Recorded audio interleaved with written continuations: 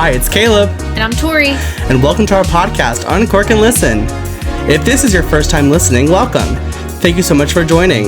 If you do enjoy this podcast, please subscribe to our YouTube channel or on Spotify, whatever platform you're listening on. Also, go ahead and follow us on Instagram. This will all be in our channel description. Hello everyone, welcome back to our channel. Thank you so much for joining us again. Hope everyone's doing amazing. Welcome back. Yeah. So today we are going to uncork a bottle of RT is the brand. RT Rosé, and it's from Chile. Yes. So if Caleb wants to go ahead and open that bottle, it might take a second here. Yeah, I got you, girl. All right, I might need to stand up. I always have to stand up when I uncork a wine. Get some leverage. All right, y'all. All right, we're gonna cheers. Ooh. Oh, good. Hope the mic got that one. All right. Huh. That is good. Okay, that's a banging. That's probably the best rosé I've ever had. That's good stuff right there. I agree. Not even lying. Because like this one isn't as tart. It's a lot lighter. You know? Because I feel like the Boda Box, which is one of my go-tos, just because it's like, you know, it's cheap and actually the quality is pretty good. But that's banging. I feel like it actually does have a pretty good zing to it. Yeah. I would say definitely like citrusy. I'm getting some like lemon. Yeah, absolutely. And also, fun fact, I didn't even know this, but on the bottle it does say that this wine is from Chile. They I believe. Yeah. Like, we can look and see. But it does say Chile on the bottle. But yeah, anyway. Or Chile, however you pronounce it. Yes, that's right. You're right. Would you like me to read the bottle, or do you want to make any? I mean, yeah, actually, I definitely agree with the zing. I think there is citrus in it. Yeah. Actually, let me take one more sip. I was like low-key swishing it in my mouth a little bit.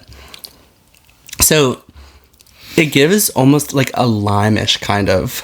I don't know. I'm really bad at this stuff. Yeah. You seem to be the one that's like on point with this, but I'm gonna say maybe some lime.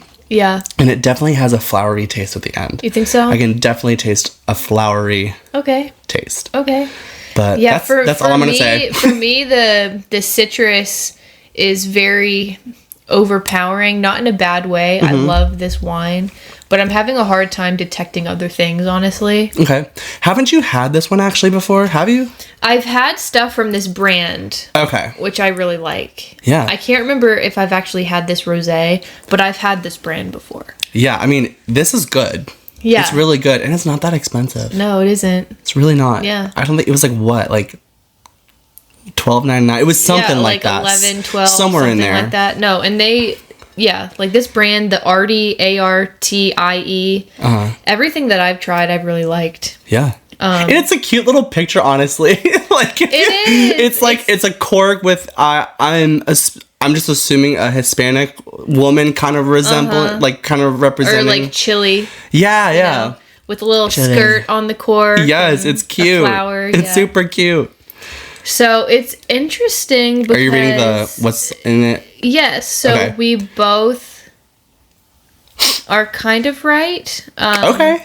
We're actually not right about the citrus. Which is surprising to me because it's very tart in my opinion.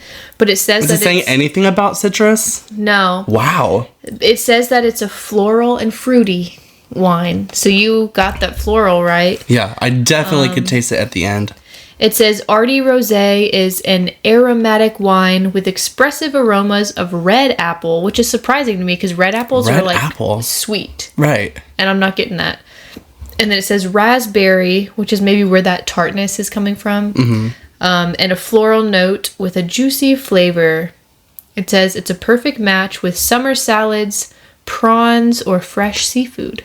Ooh, I agree with that. That would actually pair really well with those. Yeah, I agree with that actually. So that's interesting. It's good. Red this apple, one is raspberry. Good.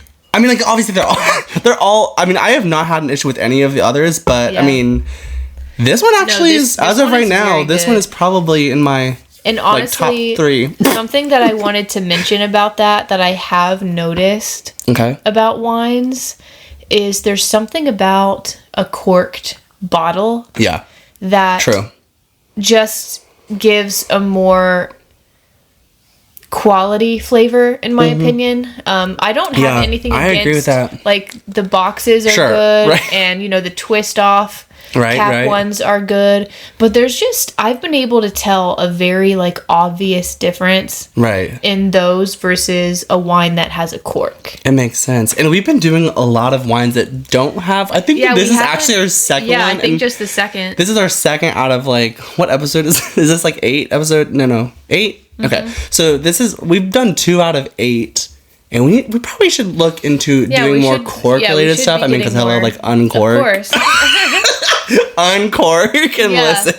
So because they are better, in my opinion. That's what I have observed. Right. Absolutely.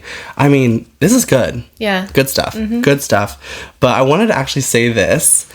Tori and I, whenever we're hanging out, we actually do a lot of gaming. We'll watch shows, movies, do like puzzles and stuff while watching movies. But one thing we do actually a lot as well is gaming. We play a lot of video games, and we've been playing golf a lot lately, which is fun. I like golf. It's so much fun. Yeah, it really is fun. We've been playing the PGA Tour, the 2023 version on the Xbox. It's fun. It's really good. Like, the graphics are good. Like, it feels real. It feels real because they give you like official courses, so it's like actual golf courses. Yeah, actual locations to play on and stuff, and you get to play with the actual players and other people. But anyway, we've been having a good time with that one.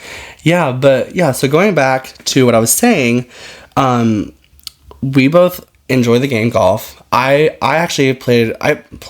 play golf. I'm not great at it, but I do play it. Yeah. And it's fun. And she and I were just chatting back and forth while we were playing, and all of a sudden you brought up like, when did like golf, like when was like, and when it comes to like sport history, like golf's related, like we were wondering when was it invented, when was it invented, and when did it become like an actual sport people played. And I looked it up the other day, and it said, actually, you know what, let me look this up. It was in the 1700s. I think it was like 1744. Really? Yeah. But let me look that up real quick.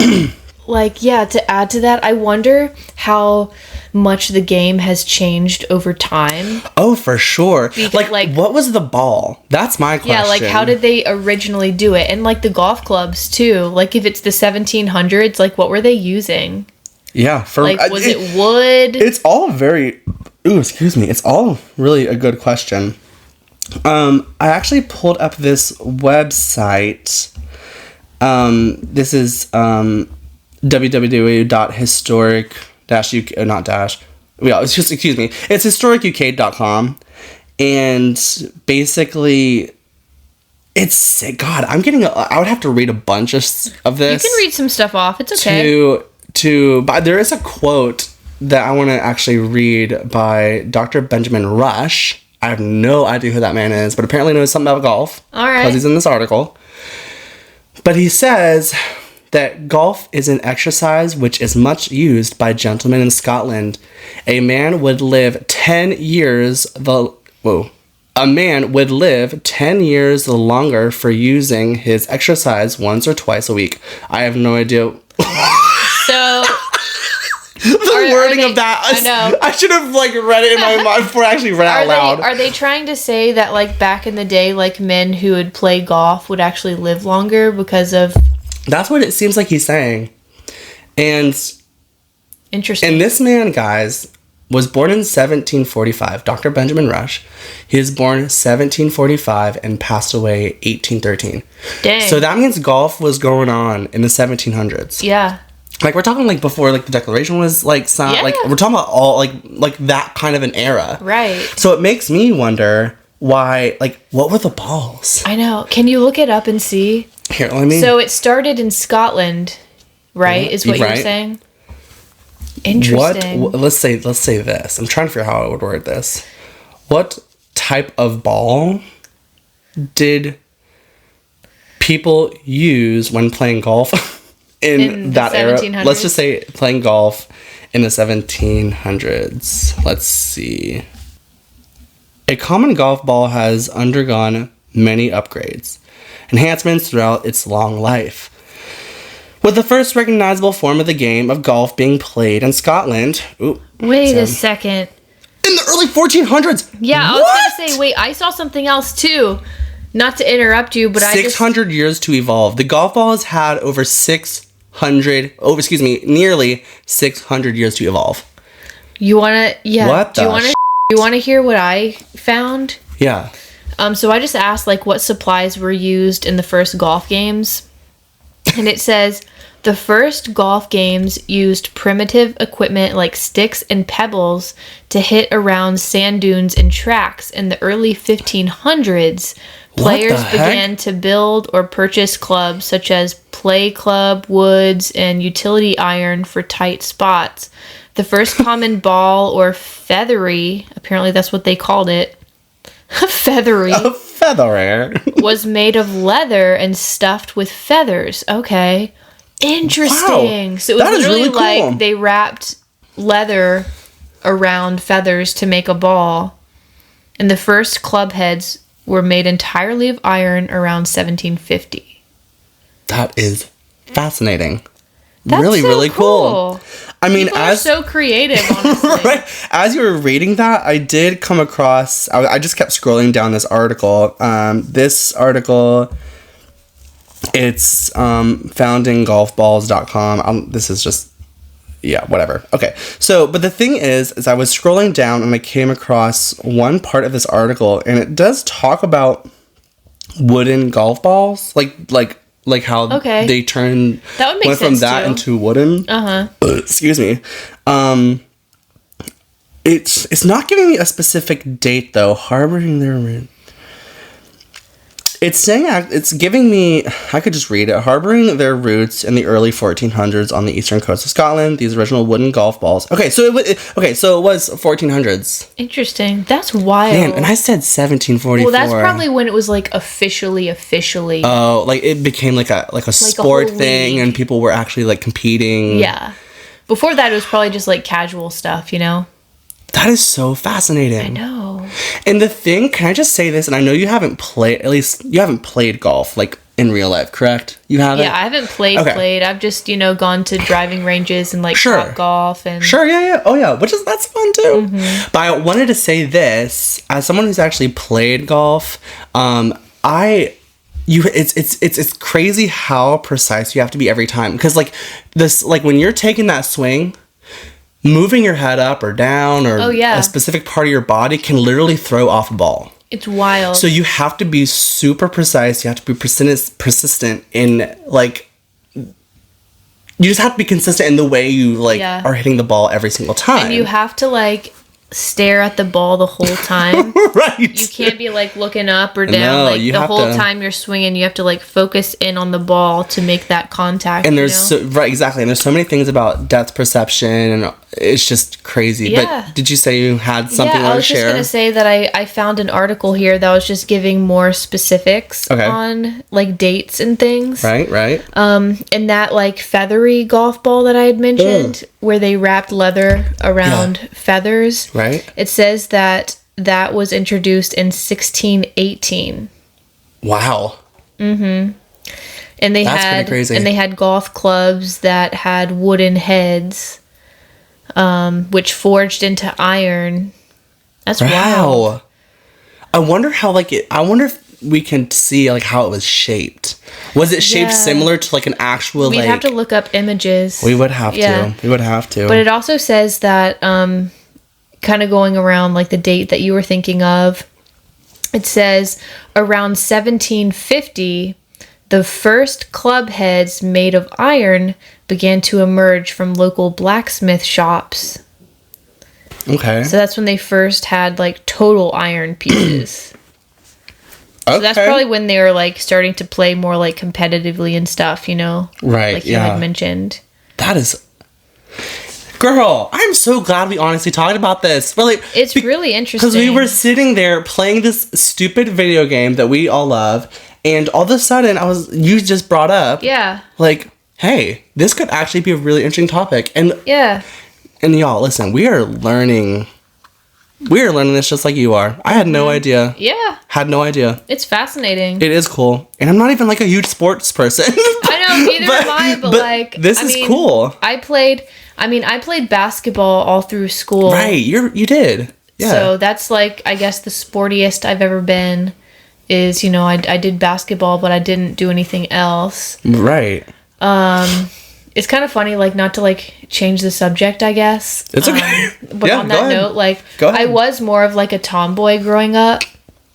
And I like to be active and, like, wanted to be fit. And, you know, I was playing basketball and stuff. Right. So I actually took... There was, like, my school offered for, like, this 1 year. I don't even think it lasted that long. But they literally had, like, a basketball class. And I was the only girl in the basketball class. What? Everybody else were guys. Oh my gosh. And there was like this one time we would be like scrimmaging and stuff, and the teacher who ran that class was actually the varsity boys basketball coach. Okay. And he actually really liked me and stuff. Like, I really liked him.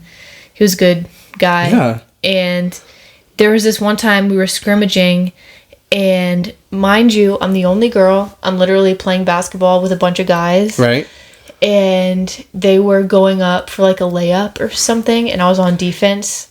Okay. And I literally jumped up and like slammed the basketball. I bet you felt so good. Yes. I like slammed the basketball out of the dude's hands. And everybody was like, oh!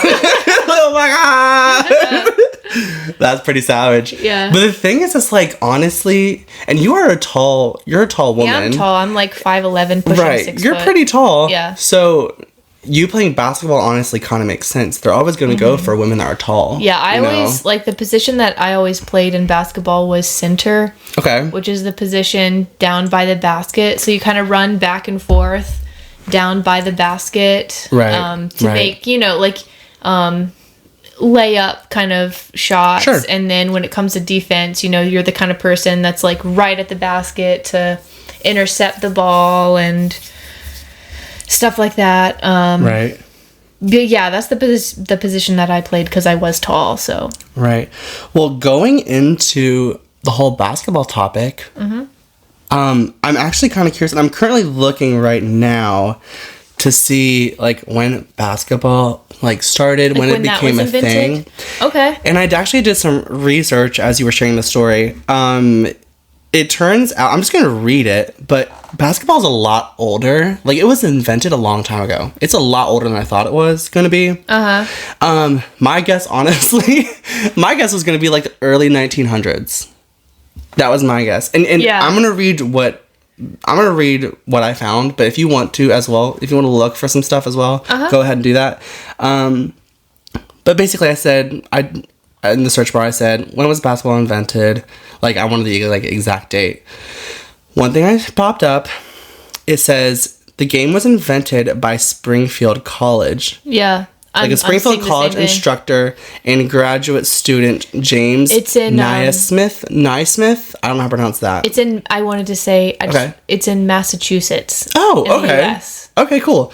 So, but yeah, so this, he apparently invented this in the year 1891. Yeah. Interesting. That's crazy. Excuse me. And this also goes back to, sorry guys, this goes back to, I have questions about like how the ball was, like what was the ball made? Excuse me. God, yeah, I'm burping like crazy, y'all. I'm sorry. Do you want to look that up as we're talking? Yeah, like absolutely. What it was originally made of?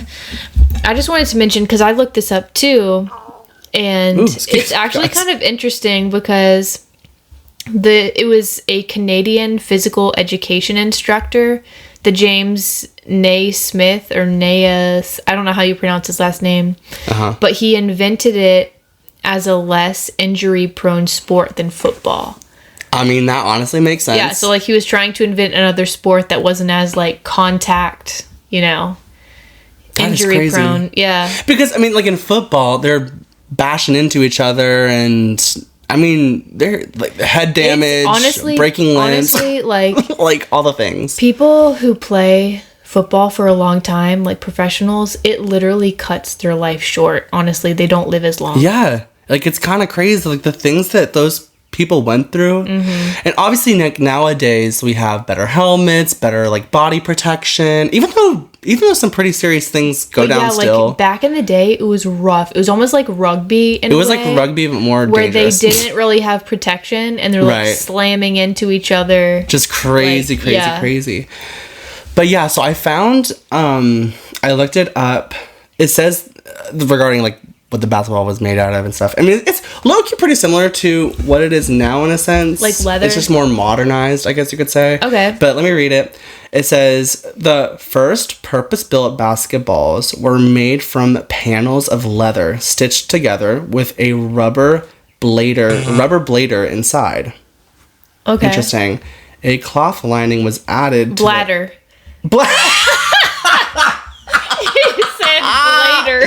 God, y'all, I've been drinking. It's all right. I'm sorry. I apologize. Bladder. Reading is not obviously my forte in this situation, but anyway. So it says rubber bladder inside. God. Okay, a cloth lining was added to the leather for support. A molded version of the early basketball was invented in 1942. Good stuff. What I think is interesting about this is... Do you want some wine? Do you want me to pour some wine? Sure. Okay. Go ahead and share. What I think is interesting about the creation of basketball is that it's actually an American-made sport. Right, yeah. It is. Whereas a lot of these, I think, probably came from Europe and other areas. Right. Like, obviously, golf came from Scotland. So it's just interesting, to learn that basketball is all American, you know? Like, it was created and invented here. Like, that's just kind of cool to me. It's cool. It's good stuff. It's good stuff. I want to quickly actually talk about soccer.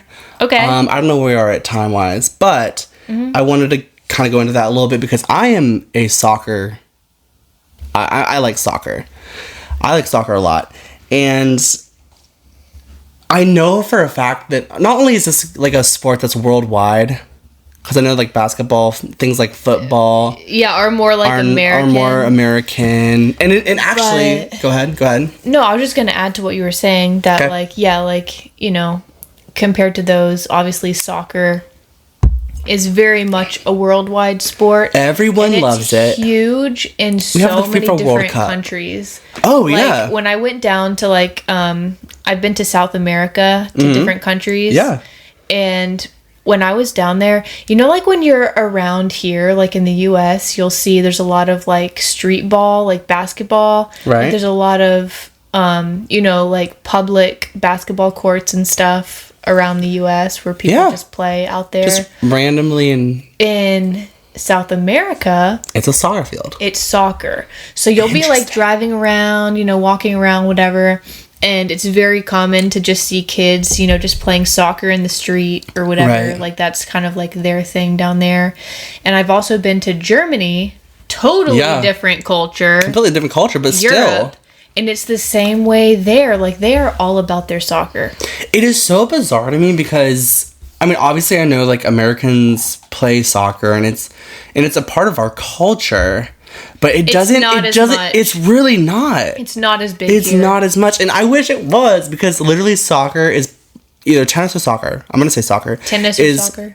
Is my favorite sport to watch. Yeah. Soccer. I love when it's every 4 years and they have these soccer, like the men's game, the women's game. I just enjoy it so much. And I will say this, like, the men's American team, I hate to be like this, it sucks. Like, it does, because so much, we focus more on like football and basketball. But here's the thing, like, or even baseball, maybe. But hold on, let me stop you there, because our female team is actually amazing. Soccer? Yes, the women's team has been winning. I think the past 2 years. I could be wrong. We probably need to look that up, but I know they've been winning recently and they're good. Okay. But like 8 years ago, I think it was like 8 years ago. So because it happens every 4 years. FIFA Cup happens every 4 years. The men's like U.S. team, didn't even qualify. Damn. Didn't even qualify, which is a bum because like I'm an American and I want to watch my team, you know, and like when they don't even qualify, well. It just like, sucks. Sucks butt. But anyway, yeah, go ahead. Yeah, one thing that I wanted to mention is it's kind of funny when I was in Germany. What year was that? It was before I got married. So, and mind you, I don't follow soccer. I don't follow soccer. I don't follow soccer really. So don't judge me. Yeah, it's more of a me thing than it is for you. Yeah, it's okay. But I'm assuming that it was maybe like 2014 when I went to Germany. That's my guess. Did you go to Germany before I went to India? Would you know? No, it was after that. Okay, so then it would have probably been like 2016 or something for you because I went the year 2015. No. I got married in 2015. Oh my gosh. Okay, yeah, you're right. I'm thinking about how old I was. I was 15 when when I went, not the year 2015. Yeah. Okay, anyway, continue. So, no, I got married in 2015 and I'm pretty sure that when I went to Germany was like about a year before there. So I'm thinking sometime in 2014 and there was, I think it was like the FIFA World Cup or something that was going on, and it was the year that Germany won. Oof. Is what I was going to say. I was actually rooting for them at that point. And I was there at the time when it happened. They were all losing their marbles. People were like running through the streets. Yes. Like waving their flag. They're serious. Like it was a whole thing. And I was there like just witnessing all of this, you know. People are very serious about soccer. Like outside of like, obviously like America is not. Yeah. So you're not really seeing that. But different countries are very serious about their soccer.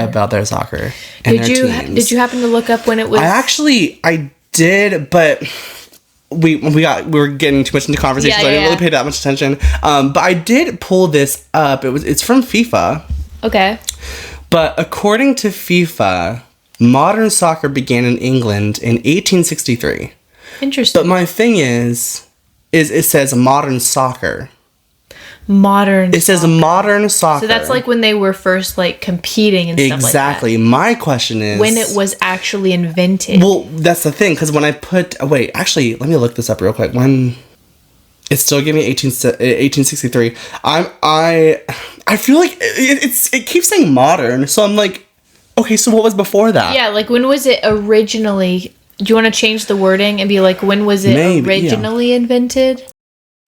Records trace the origins of the sport back more than 2,000 years ago. Yeah, I just found the same thing.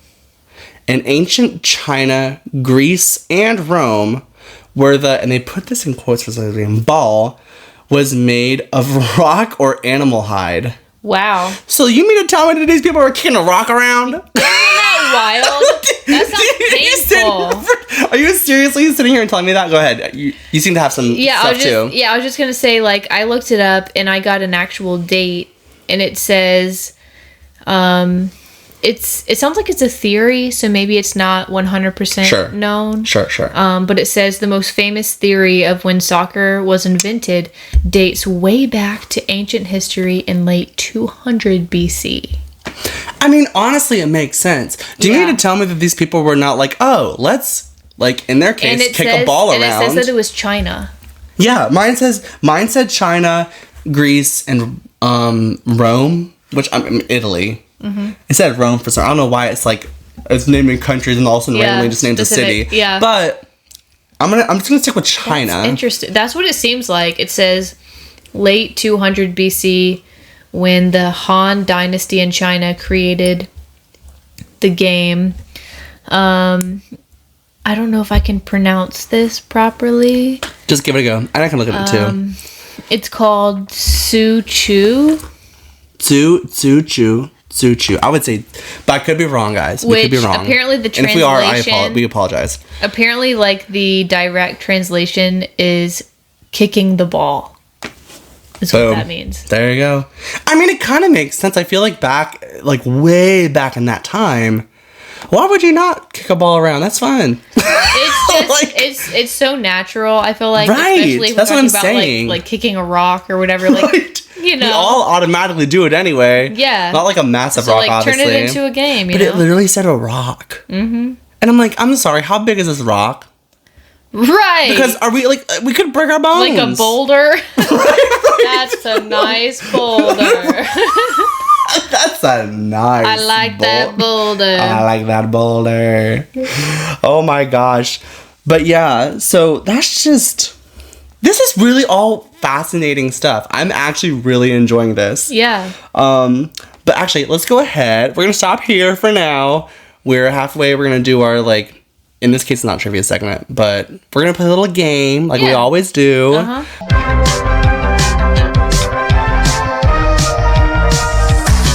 But Tori, if you want to take over. Yeah. So the game is, it's called Word Association. Yes. And I think there are other games, you know, with other names like that. But basically, Right.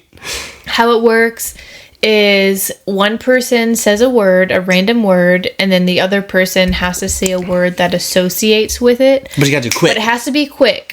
So basically, the game ends when you either hesitate for too long, or if you repeat a word, you cannot You repeat can't say the same words.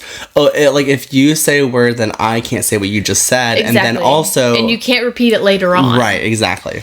So we kind of have to like shoot words back and forth that associate with each other Okay. without hesitating or repeating words.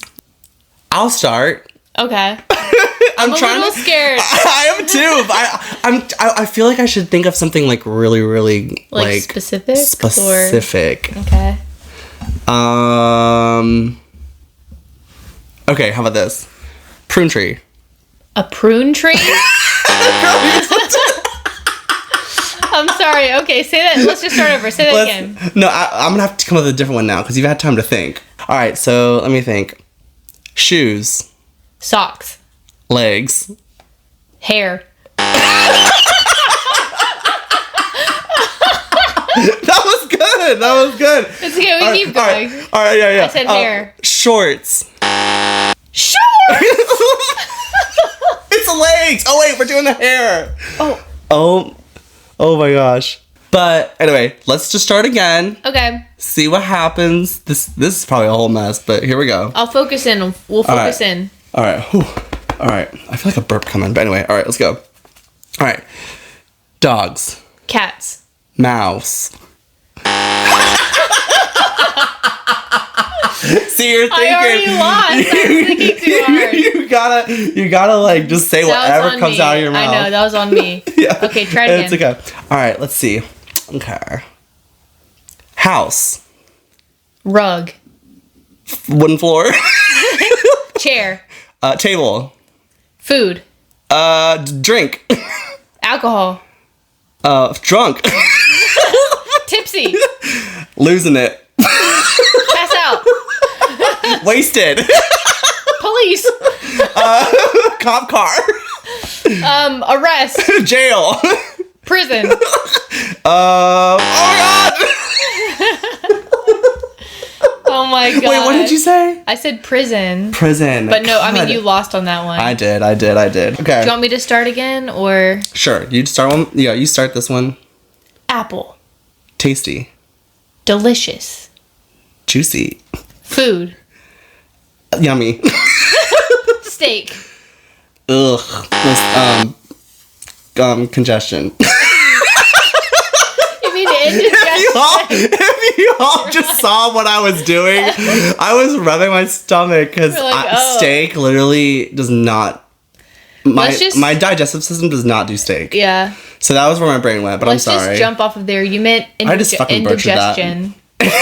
Indigestion. Wait, So what else? I said say- indigestion. Yeah. Good lord. Yeah. All right, so we're gonna actually end it there. That was quite For the game. Yeah. Like God, my eyelids. I'm sweating literally around my eyes. What the hell? Okay, so I actually kind of wanted to go back to the sports thing because there's a lot to talk about regarding like the history of Sport sports. history and everything. Yeah. Excuse me. Damn. God, that was rough. That was a big one. Son. But not the first, but I I think we should talk about Olympics. Oh, the Olympics? Like the history of Olympics.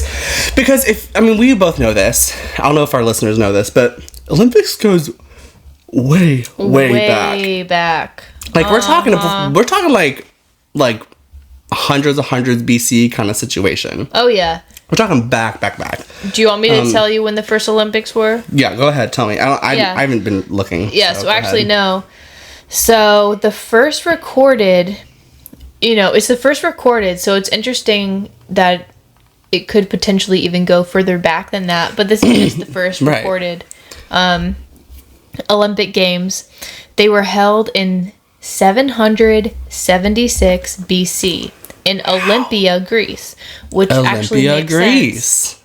That Olympics. Called Olympic because it was first held in Olympia, Greece. That is cool. And it actually says here, this is something kind of interesting that I did not personally know, but it says the games were part of a religious festival in honor of Zeus. Wow. And they were held in the city-state of Elis. The first Olympic champion, his name was Korobus. I could be slaughtering that name. Right, it's okay. We're trying our best. And it says that he was a cook and he won the sprint race. The sprint race. Well, that's fascinating. But I went ahead and typed down what were popular games that were played during the Olympics. Mm-hmm. Like during that time. A lot of them are swimming related. Really? It's really interesting. So it says the first few that they bring up are swimming.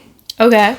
Then the next one is marathon swimming, which I don't even want to know what kind of marathon swimming that is. That's got to be rough, man. Can you imagine? A lot of it would be floating on your back. Just like...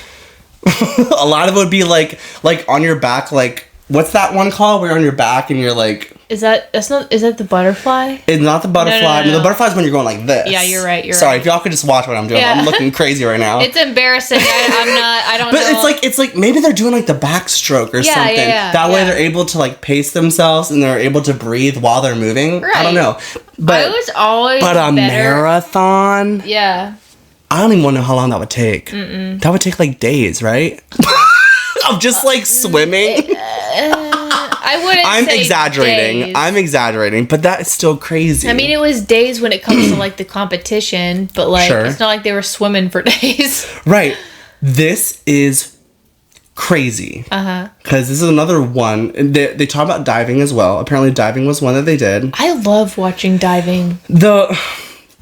One of the things they say is water polo, but I want to know how far back that actually is.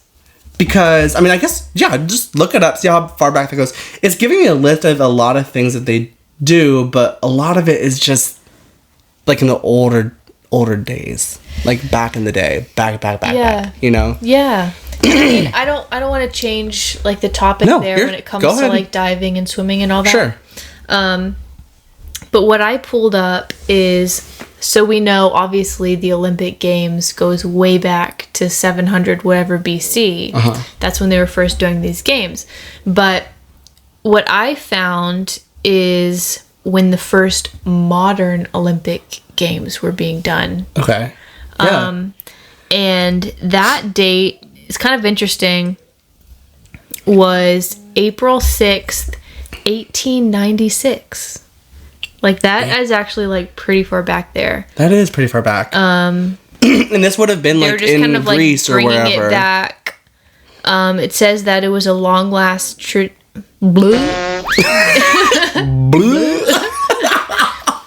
was a long-lost tradition of ancient Greece. But it was reborn, apparently, in Athens 1,500 years after... Oh, it was banned. It was banned? Yeah. Hold on. Stop right there. Why was it banned? Yeah, listen. I'll read all this out. Okay. So, April 6th, 1896, the Olympic Games, a long-lost tradition of ancient Greece, was reborn in Athens 15 years after being banned by Roman Emperor Theodosius the First. Yeah. I don't even know. It's okay. It's okay. So some emperor, I guess, banned it for whatever reason. And honestly, I wonder if it's because it was kind of deadly. Like, I know. I mean, some of these things they did were quite violent. People would, like, die in the original, games and stuff. Yeah.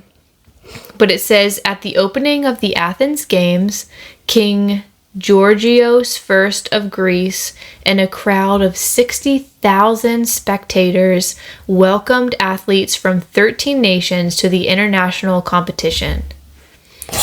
And it says it kind of backs up, which I already mentioned this, but it says the first recorded Olympic Games were held at Olympia, Greece, right, in 776 BC. Wow. That is wild. But it says that it is generally accepted that the Olympics were at least 500 years old at that time. So they've been doing it for a long time. I mean, I knew it was quite a long time. But what's interesting to me though is like the original Olympics was, I feel like it was only just Greece, they just did all of these games and competitions, whereas when they brought it back, I guess if you want to say modern age in the 1800s, it was a worldwide thing at that point, right? Whereas before that it was just like Greece, just playing these competitions, whereas it eventually evolved into being like a worldwide competition. That is interesting. In the 1800s. Really cool. And another thing I am not sure, and actually if you could look this up while I'm talking about it, I'm pretty sure that back in the day when they did Olympics, that it was only men and they were nude when they were competing. What? But look it up. How do I even look that up? Just ask, like, just say, like, were men nude playing Olympics back, like, in the, I don't even know. Come up with something. But to my knowledge, that is actually a thing. They did not have any clothes on. They were completely naked. And I can't even imagine. Yeah, you're right, actually. Am I right? Okay. Yeah. So is there anything that says anything in particular? Or? Yeah, it says, since Olympics started in Greece, the athletes of the ancient Olympics participated without any clothing, as per the Greek mythology. Okay. So any particular reason? Like, was it just easier than have to worry about clothes? I don't know. Like, maybe we'd have to look into it further. But can you imagine, like, during that time, like, going to see these contestants?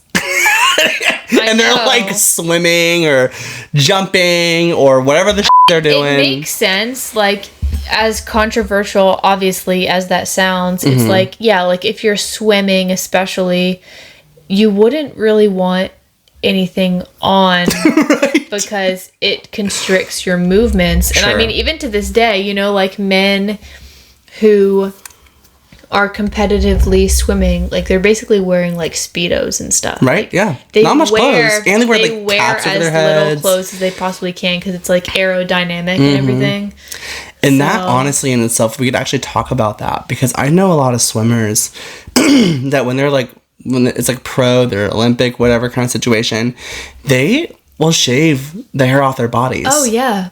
It's because apparently hair can actually cause slowness, or what, I don't even know what the proper term would be. Back, yeah. And slow you down when you're trying to swim, like race swim. Yeah. That's just interesting. And then they wear, like, these, like, caps. Yeah. Over their head. The girls, if it's a girl, they put all their hair up in this little, like, thing. But it's just more aerodynamic, just to kind of, like, go through the water without any type of resistance, It makes sense. Yeah. It makes sense. It's cool stuff. Wild. Really, really, really cool stuff.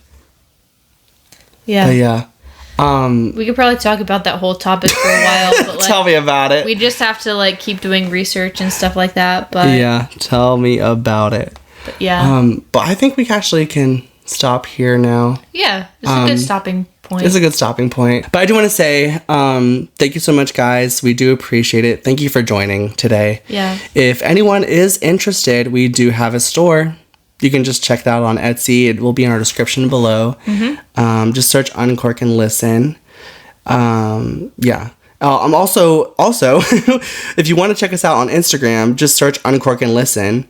If you guys would give us a follow, we really would appreciate it. Yeah. Yeah. But anyway, It's been great. It's been a good time. It's been good. Thank you guys for joining us. Yeah. We'll see y'all next time. All right. Bye. Bye.